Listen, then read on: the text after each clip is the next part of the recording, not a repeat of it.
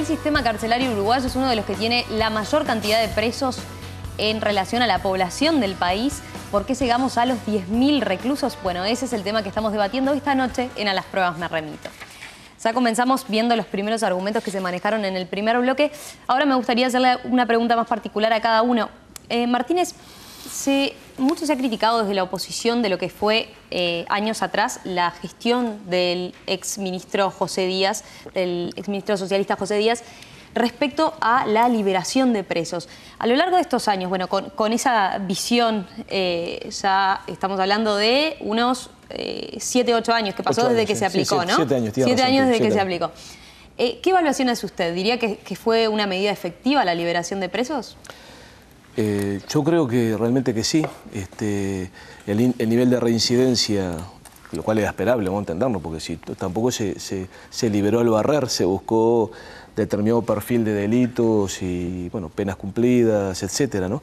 Por lo tanto, el nivel de reincidencia fue mucho más bajo, bastante menos de la mitad de lo que había sido a nivel general. Igual seguimos con un problema objetivo, ¿no? Que es, tenemos un sistema carcelario, como bien se dijo acá, que se había convertido en una universidad del delito y por lo tanto era, y aparte como no se clasificaba, se juntaba al delincuente contumaz y sin escala de valores junto con el primario que no tenía, que de repente había sido una cuestión circunstancial. Pero yo creo que objetivamente permitió un proceso, porque aparte, insisto, acá lo que estamos haciendo en buena medida es aprendiendo todos juntos en una situación muy compleja, que yo por eso insisto, entender la multicausalidad y tratar de trabajar en un marco de política de Estado. Yo creo que eso fue una experiencia válida, una experiencia donde sacaron más que experiencias. Creo que todo este proceso de empezar a generar trabajo en las cárceles que se está haciendo, es cierto, falta mucho más, pero se está haciendo. Lo mismo que la clasificación, falta mucho más, pero se ha comenzado.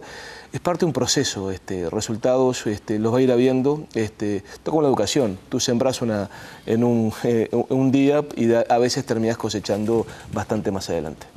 Klodowski, ¿qué rol entiende, qué responsabilidad le cabe al Partido Colorado también en un poco esta situación del sistema carcelario?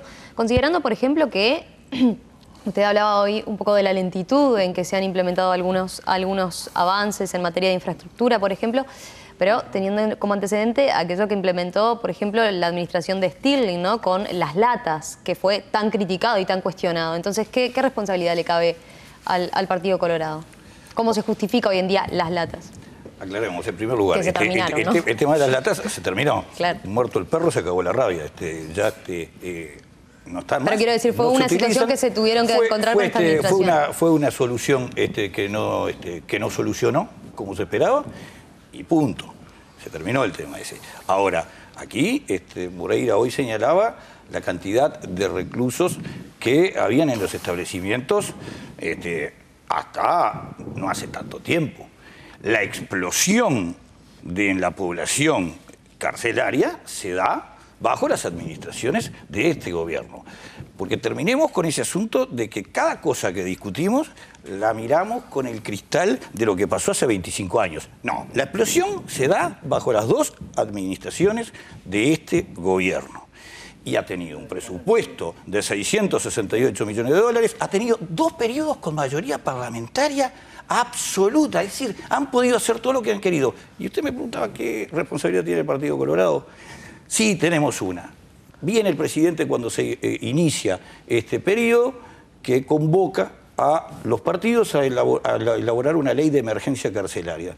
Trabajamos 4 legisladores en ella y esa fue al final la que remite al Parlamento más o menos el presidente con algunas correcciones. Eso fue de Estado, como dice Martínez.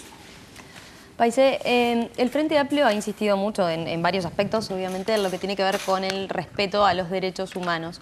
En este caso, ¿no se están violando derechos humanos en el caso de los presos? Bueno, yo creo que sí. Todavía hay que mejorar el tema de la protección de los derechos humanos de las personas privadas de libertad, que la única libertad que tienen conculcada es la de la movilización. Todos los demás derechos los tienen. Quiero decir que la historia de las cárceles, lamentablemente, en el mundo es la historia de la violación de los derechos humanos de las personas privadas de libertad. Las latas es un ejemplo, aunque no lo queramos nombrar, es un ejemplo. Y nosotros decidimos que las latas no iban a estar más. Estamos trabajando para revertir situaciones de violación de los derechos humanos.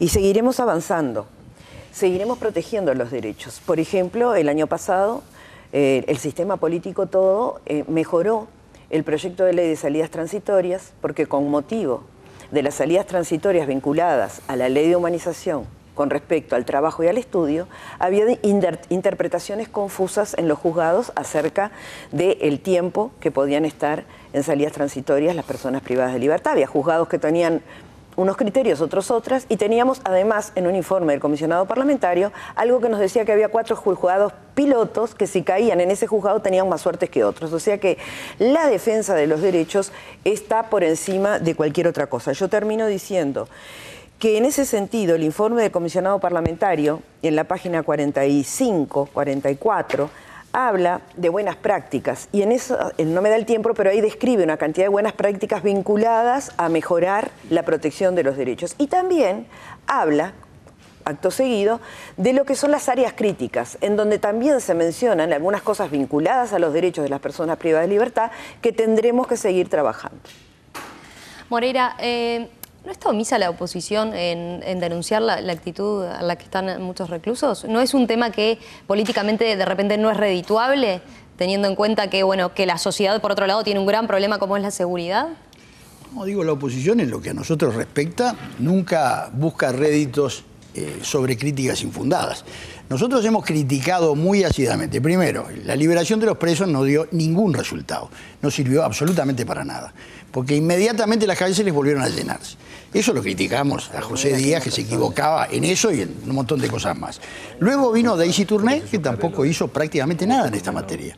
Recién en este periodo, después de la multipartidaria, comenzaron a hacerse cosas, sobre todo en materia de infraestructura y de asignación de más personal penitenciario, porque hoy tenemos problemas de infraestructura, problemas de personal, problemas de trabajo, problemas de todo tipo. Y una ausencia de rehabilitación, que es una cosa que compromete no solo los derechos humanos de los que están presos, que son 10.000, sino también fundamentalmente los niveles de seguridad de la población. Pues reitero, no podemos vivir o tener un país seguro con 10.000 presos, de los cuales 6.000 salen y vuelven a delinquir. Y esos no vuelven a ser hurtos, estafas, no, normalmente son rapiñeros. Mujeres, el crecimiento de la población femenina reclusa ha aumentado, pero brutalmente. Ahora hay un 7% de los reclusos del país son mujeres. Mujeres adictas en su gran mayoría y rapiñeras en su gran mayoría. Antes las mujeres estaban presas por otro tipo de motivos, por relaciones interfamiliares. Hoy tienen adicciones muy graves y son rapiñeras, dan por rapiña. Es decir, que tenemos una sociedad que tenemos comprometida la seguridad del país por un sistema carcelario que no le da las respuestas, a pesar de que, como decía el diputado Glodowski, se cuenta con medios económicos como nunca ningún gobierno anterior tuvo, en época de prosperidad, además. Tenemos que hacer una breve pausa, amigos, y volvemos enseguida para continuar este debate aquí en A las Pruebas Me Remito.